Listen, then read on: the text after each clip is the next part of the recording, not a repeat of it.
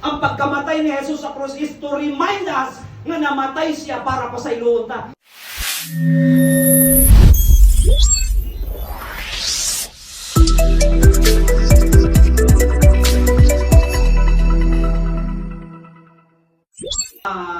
Word nga gibuy-an ni Jesus. Unsang ingon niya?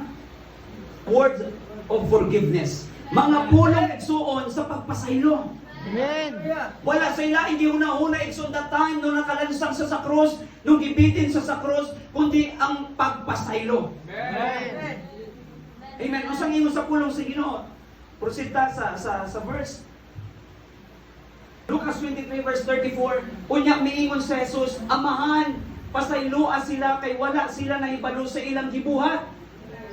Amen. Kana ang word, mauna ang word nga gibanggit ni Jesus. Kung ato tanaw na sa ubos, dili na word nga gibanggit niya. Kundi dihang kapita lang, unya miingon si Jesus, Amahan, mao jud ni. Habang nakabitay siya dito sa krus sa Kalbaryo mga igsoon, ang ingon niya, Amahan, pasayloa sila kay wala sila mahibalo sa ilang gibuhat.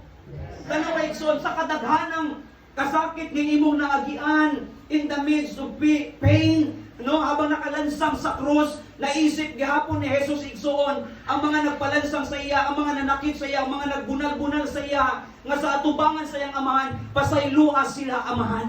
Amen. Kay wa sila nasayod. That is the last word. That is number one. Nga last word ni Jesus nga wala siya nakita igsoon sa kanang nga panahon kundi ang pasayloon sila sa amahan. Amen. Siya nga usa ka anak nga puno og bunal-bunal, no? Puno og kasakit, no? While he was being crucified, nagipagstorya pa sa igsoon sa iyang amahan ug ang iyang prayer igsoon is to forgive them. Amen. Dili dali igsoon, as I said, kanunay na ko nang ginabanggit sa atong mga pastor, sa atong mga leaders, sa lahat, sa tanan yung mga congregation nga nagapaminaw sa pulong sa Ginoo, nga ang pinakasusi igsoon nato nga buhaton nga usay, dili nato kayang buhaton para sa pagpasaylo, bisag wala kay kasalanan, say, I'm sorry. Amen. Forgive me.